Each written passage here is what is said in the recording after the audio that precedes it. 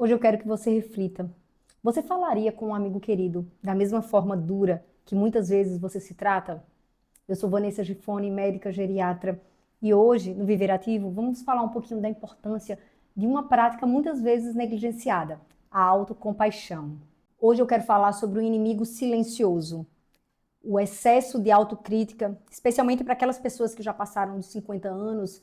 Ele não afeta só a sua autoestima, ele pode repercutir diretamente no seu processamento cerebral, nos seus hormônios, influenciar a cascata de inflamação e, portanto, acelerar, prejudicar o seu processo de envelhecimento físico e mental.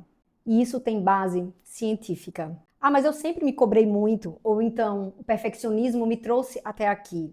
Mas existe uma diferença clara entre ter disciplina e ter uma autocrítica tóxica. A disciplina é um direcionamento para a vida, uma forma de atingir nossos objetivos. Já a autocrítica é um ataque contra a sua própria identidade. A disciplina diz, eu posso sempre melhorar. Já a autocrítica diz, eu nunca sou bom o suficiente. Uma promove o crescimento, já a outra mantém o teu corpo sempre em estado de alerta. E a questão é que o nosso organismo não consegue diferenciar se esse estado de estresse está vindo dos nossos próprios pensamentos ou se está vindo de uma ameaça externa. Pesquisas em neurociências mostram que a autocrítica excessiva ativa áreas relacionadas à dor social e à ameaça, como a amígdala e o córtex cingulado anterior. O cérebro interpreta a autodepreciação como um risco persistente, e isso acaba gerando um aumento no cortisol.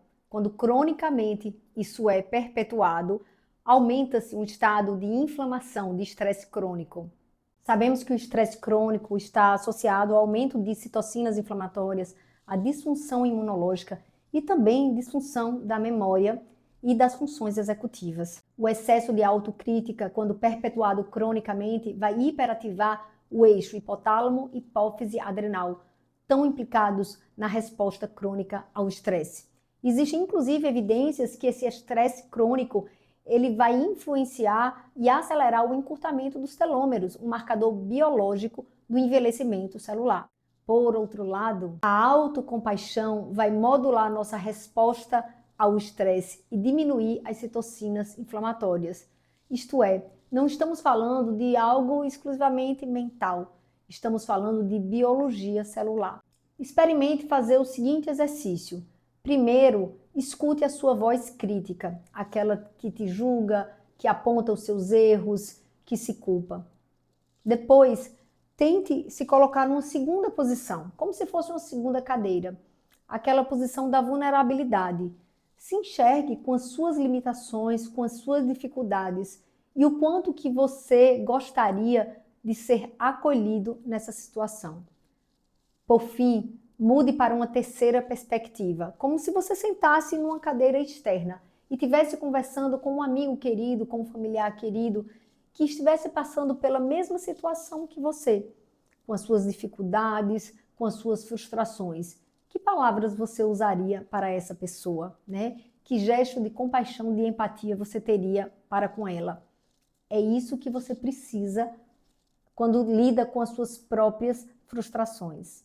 Essa voz ajuda a equilibrar os seus pensamentos e te ajuda a refletir como se cuidar e se tratar melhor no dia a dia.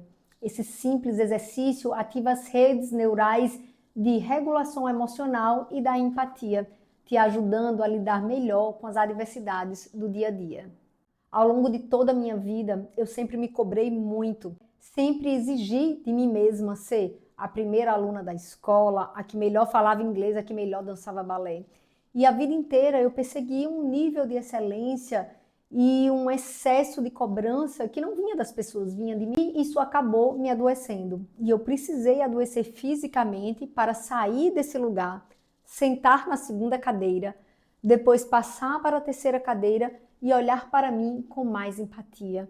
E a partir disso, desse exercício, né, de adoecimento e de troca de olhares para o meu interior, para comigo mesma, eu consegui reprogramar as minhas atitudes com muito mais autocompaixão, com muito mais benevolência e sem tantas cobranças. E se a gente pudesse resumir em poucas palavras, o que é a disciplina? A disciplina é aquilo que nos faz focar em um comportamento positivo.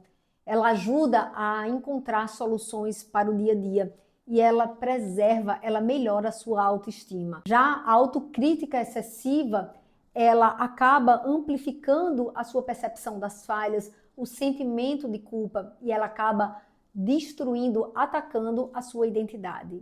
E se você está envelhecendo, talvez o maior desafio não seja o passar dos anos, seja esse diálogo interior que você tem tido consigo mesmo ao longo das décadas. E eu te proponho mais um exercício simples ao longo dessa semana. Perceba a sua voz interior, como é que ela te julga, como é que ela lida com essas frustrações no dia a dia. E pergunte, eu falaria isso para alguém? Se a resposta for não, você precisa refletir e mudar o tom com que você fala consigo mesma. Cuidar da saúde mental é uma parte indissociável da longevidade cerebral. E envelhecer bem não é apenas acumular anos, é diminuir o que estressa e o que inflama, a começar pelos pensamentos. E se esse vídeo fez sentido para você, curta, compartilhe com alguém que também precisa escutar isso. E não se esqueça de se inscrever no canal, assim você ficará sempre ligado em assuntos como saúde mental, longevidade saudável e saúde cognitiva. Porque viver mais é importante, mas viver com equilíbrio emocional é fundamental. Até a próxima!